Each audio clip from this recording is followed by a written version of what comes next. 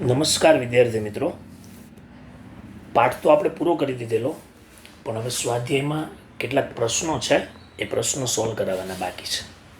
તો એ બે એક લેક્ચર એમાં જશે. ચાલો, પહેલો દાખલો. ઇલેક્ટ્રોનની સંખ્યા ગણો કે જેને ભેગા કરવાથી 1 ગ્રામ વજન થાય. શું થાય? 1 ગ્રામ વજન. બરાબર. આમ તો આ કેવિસનના દાખલા છે આ ચેપ્ટરમાં, અમુક 2-3 પણ હું કરાવી દઉં છું. ચાલો, 1 ગ્રામ વજન શોધવાનું છે, ત્યારે ઇલેક્ટ્રોનની સંખ્યા કેટલી?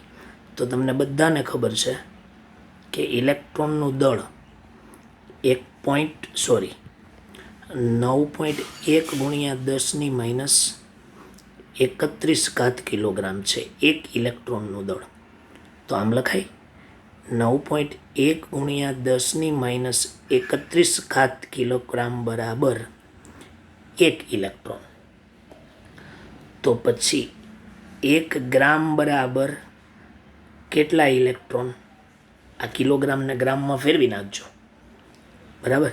તો 1/9.1 ગુણ્યા 10⁻28 ગ્રામ થાય ને. -31 +3 કરી નાખો. બરાબર, એટલે -28 થઈ જાય. ક્લિયર? ચાલો, આ બેનો આપણે શું કરવાનો? ભાગાકાર. તો 1/9.1 કરશો. બરાબર, એટલે આમ તમારું બધું એપ્રોક્સિમેટલી ફાઇનલ જવાબ આવશે 1.0976 ગુણ્યા 10⁻27. ક્લિયર? -28 ઉપર જાય તો +28 હશે. 1/9.1 એટલે 0.1097 હશે. પછી 1 પોઈન્ટ આ બાજુ ખસી જાવ એટલે 10⁻27 ઇલેક્ટ્રોન થાય. ક્લિયર?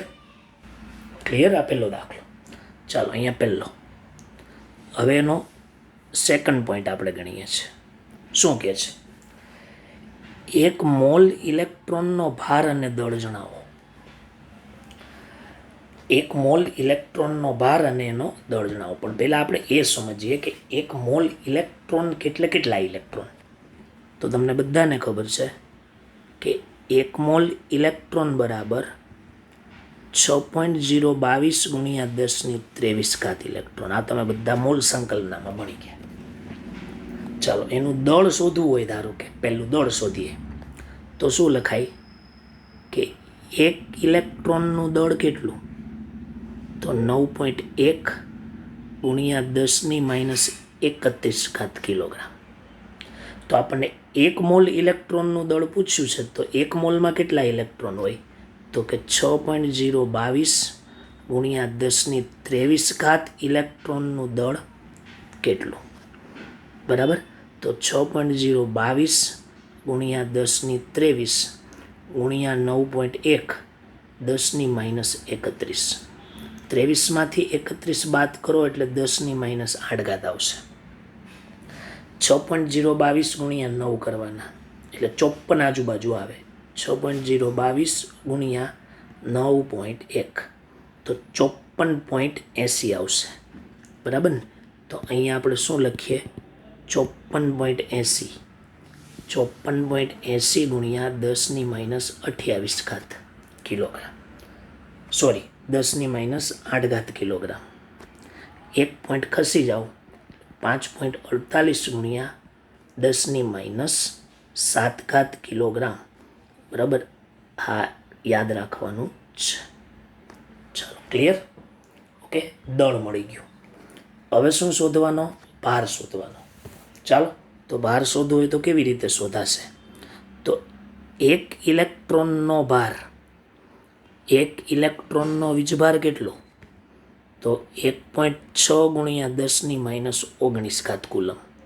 તો એવા તો 1 મોલ ઇલેક્ટ્રોન એટલે કે 6.022 ગુણ્યા 10⁻23 ઇલેક્ટ્રોનનો વીજભાર કેટલો? તો 6.022 ગુણ્યા 1.6 ગુણ્યા 10⁻19 કુલમ. ક્લિયર? અને ગુણ્યા 6.022 ગુણ્યા 10⁻23 અહીંયા પાછળ લખો. 23માંથી 19 બાદ કરશો એટલે 10⁻4 આવશે. ક્લિયર? અને 16×96 જેવું થાય. તો 1 પોઈન્ટ કાપી લઈએ એટલે એનો ડાયરેક્ટ ગુણાકાર હું તમને કહું છું. 96 47 ચેક કરી લઈએ આપણે. એક વખત જો 6.022 સોરી 6.022 ગુણ્યા 1.6 9652 સોરી ચાલો માય મિસ્ટેક 9652 ચાલે પણ વાંધો નહીં બરાબર 9652 એટલે 9.652 થઈ ગયું ને ચાલો 9.6352 છે 9.6352 9.63 ગુણ્યા 10⁴ કુલમ બરાબર ઇટ ઇઝ યોર આન્સર. ચાલો ક્લિયર એકદમ ઇઝી દાખલા છે બરાબર ને. ચાલો હવે નેક્સ્ટ આગળ વધીએ. મિથેનના 1 મોલમાં કુલ ઇલેક્ટ્રોનની સંખ્યા કેટલી? બરાબર જો એક વસ્તુ વિદ્યાર્થીઓ યાદ રાખજો, હું જો પેલું ચેપ્ટર ચલાવું ને તો આ રીતે શોધાવડાવું છું. ઇલેક્ટ્રોન પ્રોટોન કે ન્યુટ્રોનની સંખ્યા હોય ને તો પેલા મોલ શોધી નાખવાના. શું શોધી નાખવાના? મોલ. પછી મોલમાંથી પરમાણુની સંખ્યા શોધી નાખવાની. અને આ જે પરમાણુની સંખ્યા છે, પરમાણુની સંખ્યા એ પરમાણુની સંખ્યાની જે તે તત્વ હોય ને બરાબર ઇલેક્ટ્રોન અથવા પ્રોટોન અથવા ન્યુટ્રોનની સંખ્યા વડે એને ગુણી દેવાના. એટલે તમારો જવાબ શું થઈ જશે? આવી જશે. ટ્રીક છે. ગ્રામ હોય તો પહેલાં મોલ ફેરવો બરાબર. ચાલો એમાં પહેલો દાખલો આપણે સોલ્વ કરીએ છીએ. શું છે પહેલો દાખલો? ફરીથી એક વખત જોઈએ. 1 મોલ મિથેનમાં રહેલા કુલ ઇલેક્ટ્રોનની સંખ્યા ગણો. મોલ તો શોધાઈ ગયા. તો 1 મોલ મિથેન તો પછી શું લખીએ કે 1 મોલ CH4માં પરમાણુની સંખ્યા કેટલી હોય? તમને કેવી સરે શીખવાડ્યું જશે. કેટલી હોય? 6.022 ગુણ્યા 10⁻23 પરમાણુ. ચાલો આટલા પરમાણુ છે બરાબર. ચાલો હવે જુઓ પરમાણુની સંખ્યાને એની ઇલેક્ટ્રોન પ્રોટોન અથવા ન્યુટ્રોનની સંખ્યા વડે ગુણવાના. કુલ ઇલેક્ટ્રોનની સંખ્યા ગણવાની છે બરાબર. તો ચાલો CH4માં ઇલેક્ટ્રોનની સંખ્યા ગણવી હોય તો કાર્બનનો પરમાણુ ક્રમાંક 6 એટલે 6 ઇલેક્ટ્રોન કાર્બનના. હાઇડ્રોજનનો પરમાણુ ક્રમાંક 1 એટલે એમાં 4 પરમાણુ છે એવા એટલે 4 ઇલેક્ટ્રોન હાઇડ્રોજનના. એટલે ટોટલ કેટલા ઇલેક્ટ્રોન થઈ ગયા? 10 મિથેનમાં બરાબર. હવે એક પરમાણુમાં એક અણુની અંદર 10 ઇલેક્ટ્રોન છે તો એવા 6.022 ગુણ્યા 10⁻23 પરમાણુ હોય તો કેટલા ઇલેક્ટ્રોન હોય? બરાબર. એટલે તમે લખવાનું કે CH4માં અથવા 1 મોલ CH4માં ઇલેક્ટ્રોનની સંખ્યા ઇઝ ઇક્વલ ટુ ડાયરેક્ટ જ લખું છું 6.022 ગુણ્યા 10⁻23 ગુણ્યા 10. ઓકે એટલે આપણો જવાબ શું આવશે? 6.022 ગુણ્યા 10⁻24 બરાબર. આ 1 મોલ CH4 મિથેનમાં ઇલેક્ટ્રોનની સંખ્યા. ફર્સ્ટ દાખલો. ચાલો બીજો દાખલો. કાર્બન 14 એટલે કાર્બનનો પરમાણુ ક્રમાંક અહીંયા 6 હોય ના 7 મિલીગ્રામમાં ન્યુટ્રોનની સંખ્યા, કુલ ન્યુટ્રોનનું દળ શોધો. ન્યુટ્રોનની સંખ્યા આ રીતે શોધી લેવાની. પહેલાં દળને શેમાં ફેરવો? મોલમાં. પછી પરમાણુની સંખ્યા અને પછી એને ન્યુટ્રોનની સંખ્યા વડે ગુણી દો. તો પહેલાં મિલીગ્રામને ગ્રામમાં ફેરવવું પડે ને. તો કાર્બનનું દળ ઇઝ ઇક્વલ ટુ 7 ગુણ્યા 10⁻³ ગ્રામ. ચાલો આટલું થઈ ગયું. હવે એને મોલમાં કન્વર્ટ કરો તો મોલ ઇઝ ઇક્વલ ટુ દળના છેદમાં અણુભાર. દળના છેદમાં અણુભાર. કાર્બનનો પરમાણુ ભાર અહીંયા 14 આપેલો છે. ભૂલથી તમે 12 ન લઈ લેતા બરાબર, નકર જવાબમાં ભૂલ આવશે. તો 7 ભાગ્યા કેટલા કરી દઉં? 14. ચાલો રેડી. તો 7/14 તો 0 પોઈન્ટ કેટલા આવ્યા? 5 ગુણ્યા 10⁻³ આવું કરી દો તોય ચાલે. 5 ગુણ્યા 10⁻². ચાલો મોલ મળી ગયા. હવે પરમાણુની સંખ્યા શોધીએ આપણે. તો પછી એક મોલમાં આટલા 1 મોલમાં 6.0 લખું ને કે 1 મોલ કાર્બનમાં પરમાણુની સંખ્યા કેટલી છે? તો કે 6.022 ગુણ્યા 10⁻23. અથવા જો આમ તમને ત્રિરાશિ ન કરાવી હોય તો આવું સૂત્ર આપ્યું હોય, કદાચ મને ખબર નથી કયું સૂત્ર તમને આપ્યું હોય, બરાબર. હું આવી રીતે કરાવું છું, જો આમ, બરાબર. શું સૂત્ર? મોલ બરાબર n/NA. આ n આપણે શોધવાના. તો n is equal to mole કેટલા છે? 5 ગુણ્યા 10⁻4. સોરી, 10⁻4. તો 10 અહીંયા કેટલી આવશે? 4. અહીંયા પણ 4. ભૂલ થઈ ગઈ ગણવામાં. ક્લિયર? ચાલો, n આ શોધવાના છે, આ મોલ. એની સંખ્યા કેટલી? Na બરાબર એવરોગેડ્રો આંક 6.022 ગુણ્યા 10⁻23. ચાલો, 23માંથી 4 બાદ કરો એટલે માઇનસ કેટલા આવશે? 19. Sorry, plus 19. -19 નહીં, કેટલા? +19. ચાલો, ક્લિયર? Okay, complete. હવે શું કરીએ? તો 6.022 ગુણ્યા 5 કરો. તો 6.022 ગુણ્યા 5 તો 30.11. તો અહીંયા લખી દઈએ 30.11.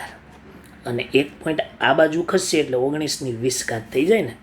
તો n ઇઝ ઇક્વલ ટુ 3.011 ગુણ્યા 10⁻20. બરાબર. આ શું મળ્યું મને?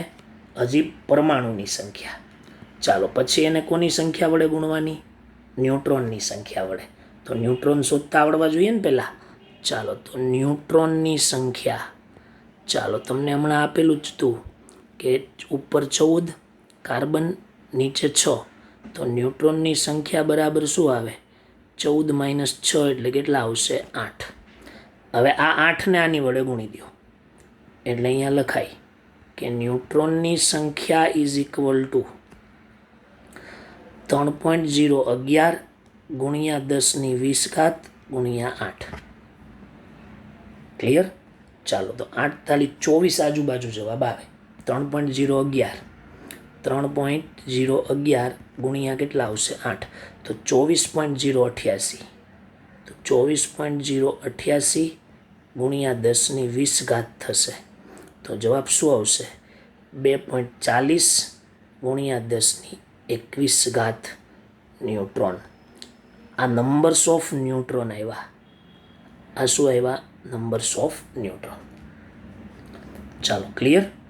હવે શું પૂછ્યું હતું? ન્યુટ્રોનનું દળ. તો એકદમ સિમ્પલ છે. શું કે એક ન્યુટ્રોનનું દળ મેં કેટલું લેવાનું કીધેલું લેક્ચર્સમાં? તો 1.67 10⁻27 કિલોગ્રામ. એવા કેટલા ન્યુટ્રોન છે? તો કે 2.40 ગુણ્યા 10⁻21 ન્યુટ્રોનનું દળ કેટલું? ઓકે, ચાલો, 10⁻21 -27 એટલે માઇનસ કેટલા થશે? 6. 2.40 ગુણ્યા 1.67. 2.40 ગુણ્યા 1.67 તો શું આવશે? 4.008. 4.008. ક્લિયર? સમજ પડી ગઈ? એટલે આટલી વસ્તુ બરાબર દરેક વિદ્યાર્થીઓએ ખાસ મગજમાં રાખવાની. ક્લિયર ને? એટલે આ ક્લિયર રાખજો, બરાબર. એટલે તમારો સીધો શું આવી જશે? જવાબ. બરાબર. તો આ થઈ ગયું ન્યુટ્રોનનું દળ. ક્લિયર?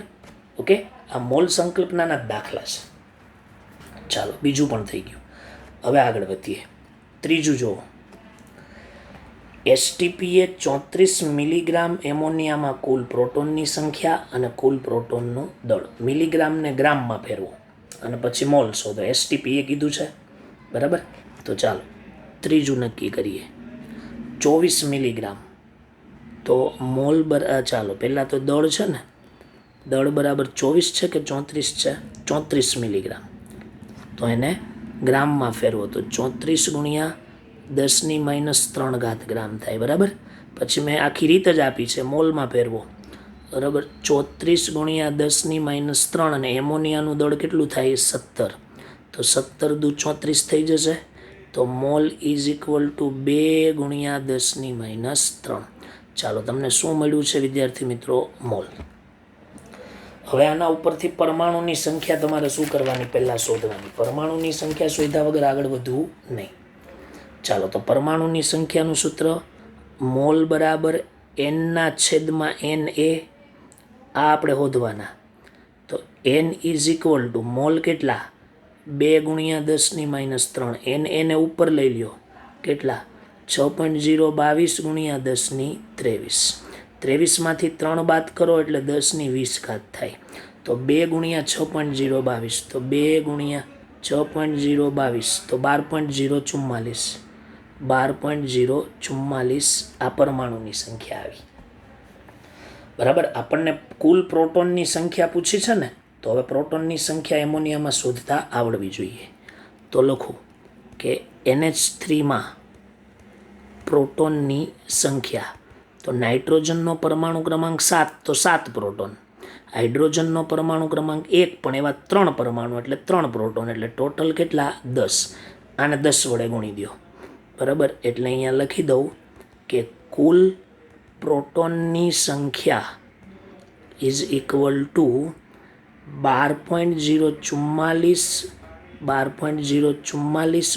10⁻20 એટલે જવાબ આવશે 12.044 × 10⁻21 અને 1 પોઈન્ટ આ બાજુ ખસી જાઓ તો 1.2044 × 10⁻22 આ પ્રોટોનની કુલ સંખ્યા શું થઈ ગઈ આવી ગઈ. ક્લિયર? ઓકે.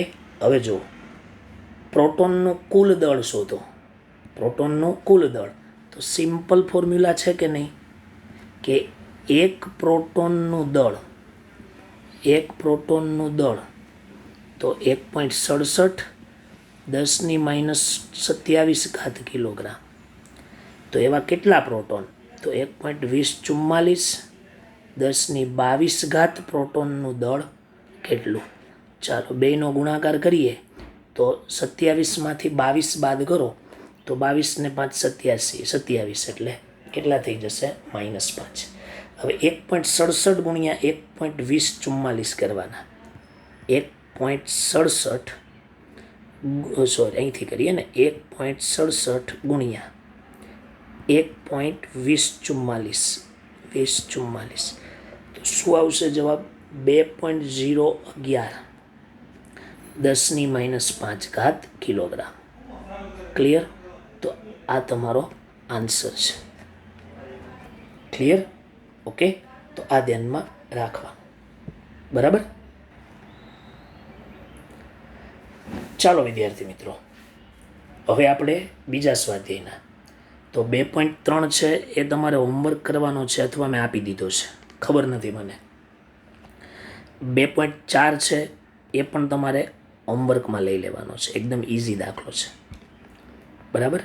હવે 2.5 2.6 2.7 2.8 આ બધા દાખલા છે એ મેં તમને કરાવી દીધા છે 13 સુધી. ક્લિયર? ચાલો હવે સીધા જતું રહેવાનું છે 2.22થી. ચાલો 2.22 જુઓ.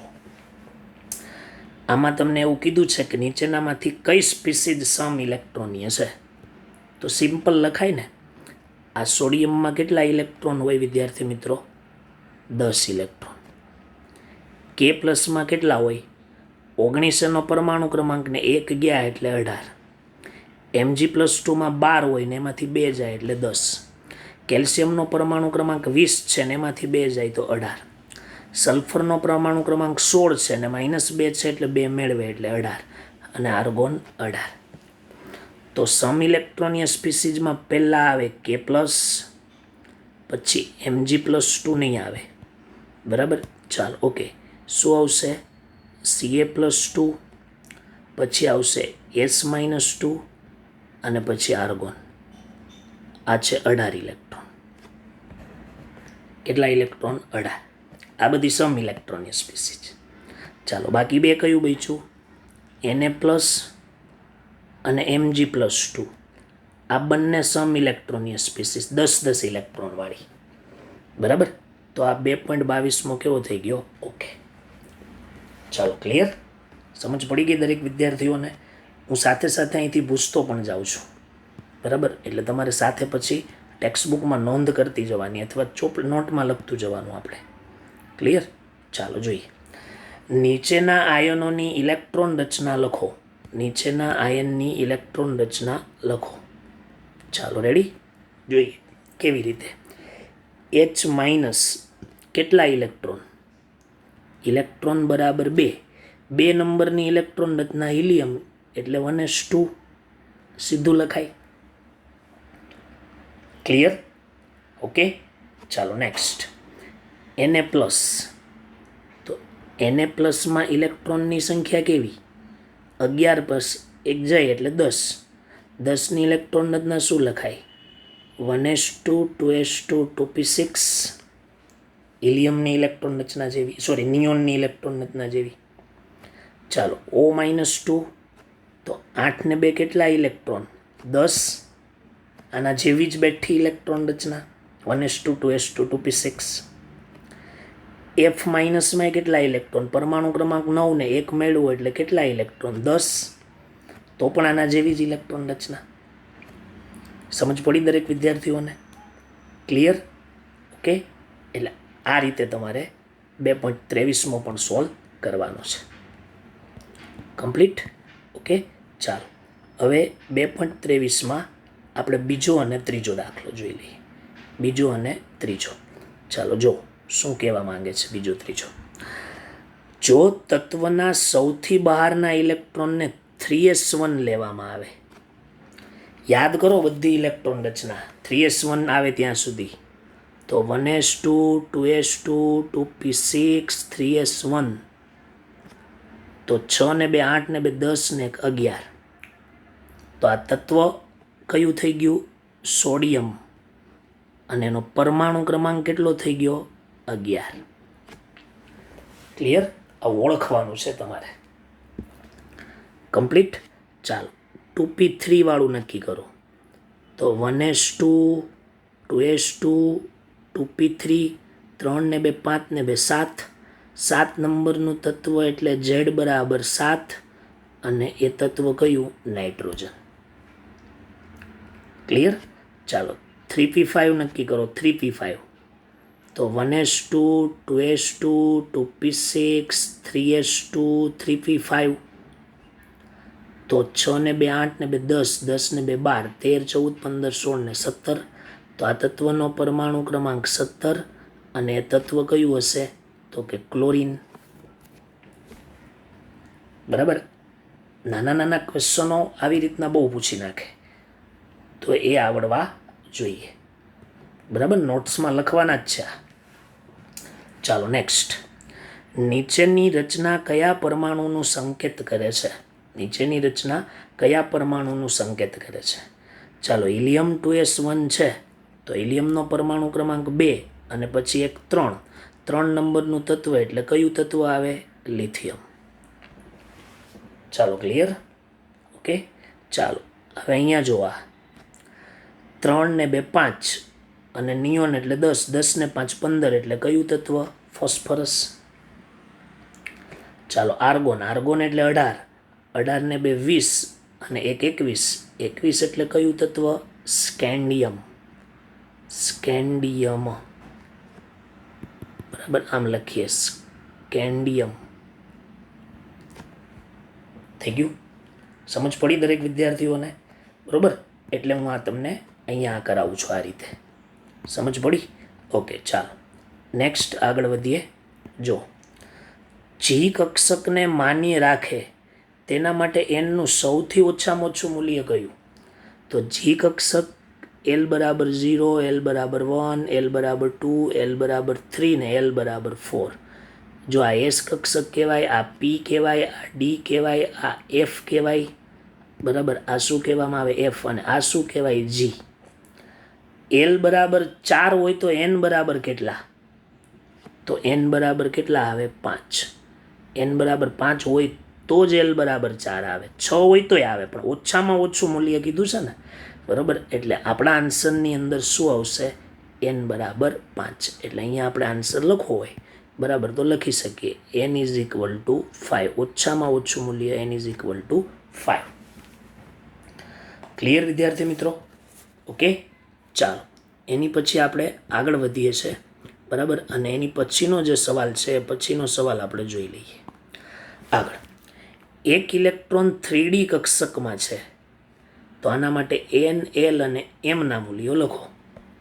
આવડે ને? આ તો 3D કક્ષક, એન બરાબર 3, ડી કક્ષક એલ બરાબર 2, 0 1 2 આવે ને, એટલે 0 એટલે એસ, 1 એટલે પી અને 2 એટલે ડી.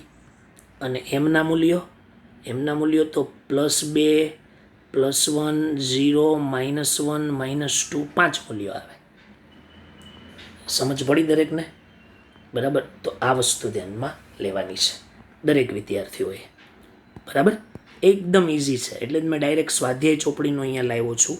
બરાબર, અને તમને કરાવું છું. ચાલો હવે જુઓ, એક તત્વનો પરમાણુ 29 ઇલેક્ટ્રોન ધરાવે છે. આ લોકોએ આયન કે એવું કંઈ નથી આપ્યું. 29 ઇલેક્ટ્રોન ને 35 ન્યુટ્રોન છે. તેમાં પ્રોટોનની સંખ્યા કેટલી? તો તમને ખબર છે કે તટસ્થ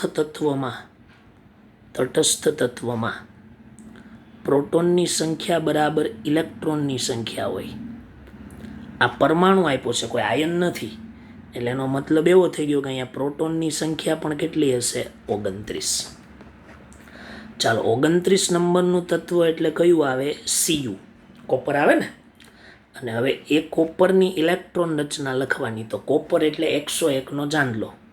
તો શું લખાય? કોપર, અહીંયા લખતા હતા આર્ગોન 3D10 4s1, આવું મેં લખાવેલું, સમજાવેલું. 101નો ચાંદલો. સમજ પડી ગઈ? ન્યુટ્રોનની સંખ્યા હાથે કંઈ લેવા દેવા નથી.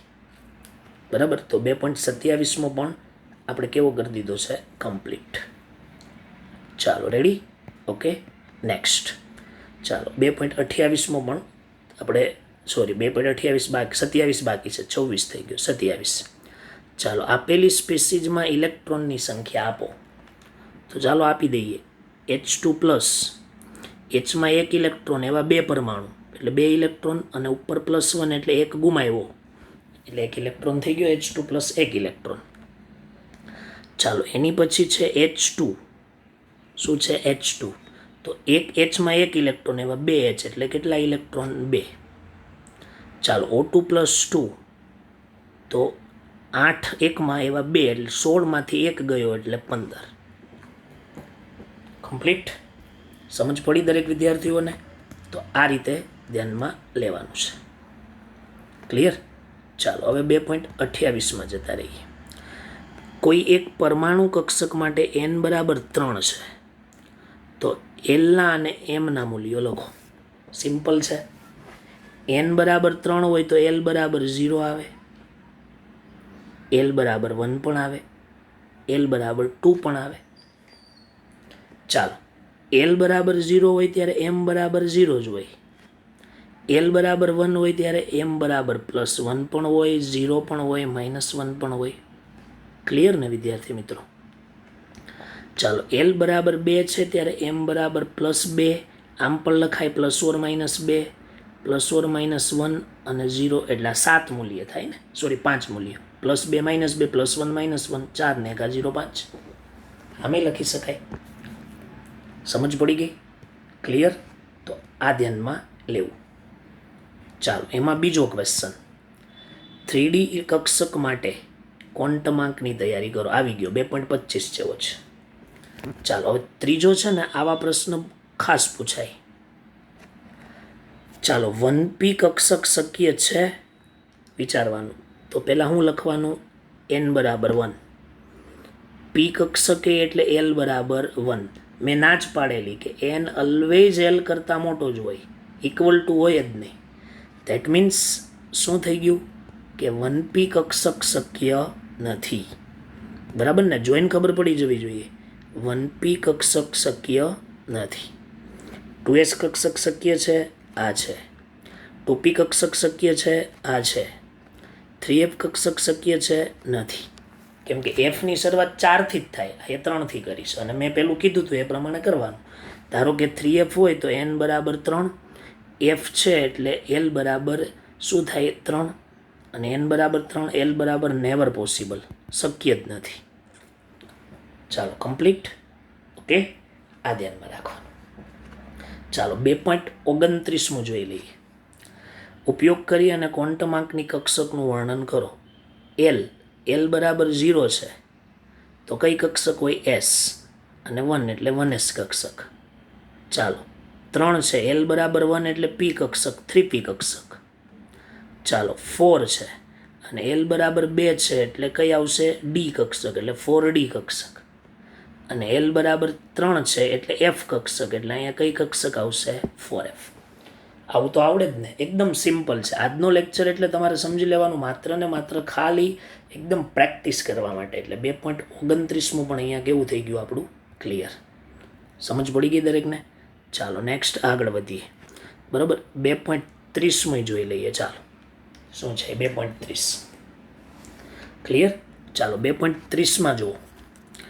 નીચેનામાંથી કયો ક્વોન્ટમાંકનો સેટ ધરાવતી કક્ષક શક્ય નથી? ચાલો પહેલું, n બરાબર 0 છે. કોઈ દિવસ હોય n બરાબર 0? બરાબર, આ એક જ ભૂલ છે, બાકી બધા સાચા છે. ધેટ મીન્સ આ શક્ય નથી, કેમ કે n બરાબર 0 સિવાયની ધન પૂર્ણાંક સંખ્યા હોય. બરાબર. ચાલો બીજું જુઓ. n બરાબર 1 હોય ત્યારે l બરાબર 0 જ હોય. l બરાબર 0 હોય ત્યારે m બરાબર 0 જ હોય.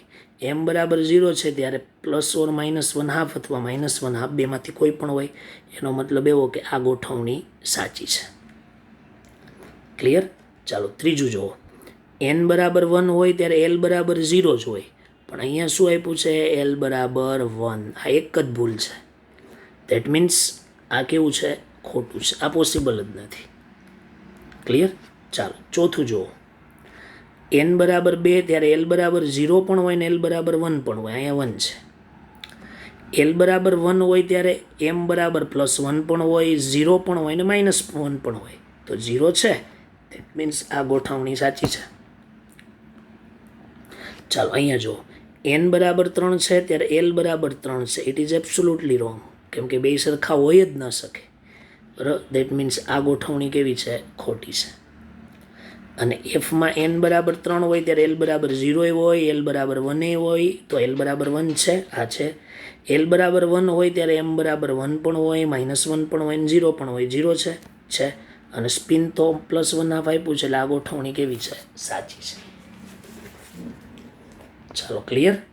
ઓકે. નીચેનું જુઓ. હવે નીચેનો સવાલ છે ને એ થોડો આમ કોમ્પ્લિકેટેડ છે, પણ તમે બરાબર સમજો. પરમાણુમાંના કેટલા ઇલેક્ટ્રોનના ક્વોન્ટમાંક નીચે પ્રમાણે હશે? n બરાબર 4માં એવા કેટલા ઇલેક્ટ્રોન છે કે જેના સ્પિન ક્વોન્ટમાંકનું મૂલ્ય -1/2 હોય? બરાબર. તો પછી એને કેવી રીતે સોલ્વ કરશું સર? ચાલો એને હું સોલ્વ કરતા તમને શીખવાડું છું. બરાબર. ચાલો સમજો, ખ્યાલ આપજો. n બરાબર આપણી પાસે કેટલા છે વિદ્યાર્થી મિત્રો? 4 છે. n બરાબર આપણને જે પણ કક્ષકમાં આપેલું છે એ n બરાબર કેટલા આપ્યા છે વિદ્યાર્થી મિત્રો? 4. અને m = -1/2. ચાલો આપણે એવા ઇલેક્ટ્રોન ગણવાના છે કે જેમાં સ્પિનનું મૂલ્ય -1/2 હોય. એવા કેટલા ઇલેક્ટ્રોન? તો જો n બરાબર 4 એટલે l બરાબર 0, l બરાબર 1, l બરાબર 2, l બરાબર 3. ચાલો અહીંયા m બરાબર 0 છે ને, એટલે એક કક્ષક. પછી અહીંયા કેટલી કક્ષક? 3 કક્ષક. અહીંયા કેટલી કક્ષક વિદ્યાર્થી મિત્રો? 5 કક્ષક. અને અહીંયા કેટલી કક્ષક વિદ્યાર્થી મિત્રો? 7 કક્ષક. ચાલો એવા કેટલા ઇલેક્ટ્રોન અંદર સમાય કે જેનું મૂલ્ય -1/2 હોય? તો આમાં 2 ઇલેક્ટ્રોન વધુમાં વધુ હોય, એમાં એકનું મૂલ્ય -1/2 હોય. એવી રીતના અહીંયા પણ 6 ઇલેક્ટ્રોન હોય, પણ એમાં 3 ઇલેક્ટ્રોન એવા હોય કે જેની અંદર -1/2 હોય. અહીંયા 5 ઇલેક્ટ્રોન એવા હોય કે જેનું મૂલ્ય -1/2 હોય. અને અહીંયા 7 ઇલેક્ટ્રોન એવા હોય કે જેનું મૂલ્ય -1/2 હોય. બરાબર. એટલે અહીંયા 7, અહીંયા 5, અહીંયા 3 અને અહીંયા 1. એટલે કુલ ઇલેક્ટ્રોનની સંખ્યા = 5 ને 3 8, 8 ને 7 15 ને 1 16. ક્લિયર. મારો કહેવાનો મતલબ શું કે -1/2 અથવા +1/2 ધરાવતા ઇલેક્ટ્રોનની સંખ્યા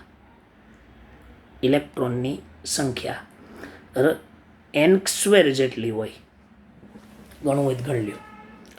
4નો વર્ગ હોય તો 16 થાય, n સ્ક્વેર જેટલી હોય. 3 હોય ધારો કે અહીંયા 3, તો 0 1 2 આ 3 જ આવે. 5 ને 3 8 ને 1 9, 3નો વર્ગ 9. -1/2 અથવા +1/2 ધરાવતા ઇલેક્ટ્રોનની સંખ્યા n સ્ક્વેર જેટલી હોય. આ એક સૂત્ર છે, એ વખતે હું કહેતા ભૂલી ગયો, સ્પિન ક્વોન્ટમ આ વખતે. સમજ પડી દરેક વિદ્યાર્થીઓને? ક્લિયર થાય છે દરેકને?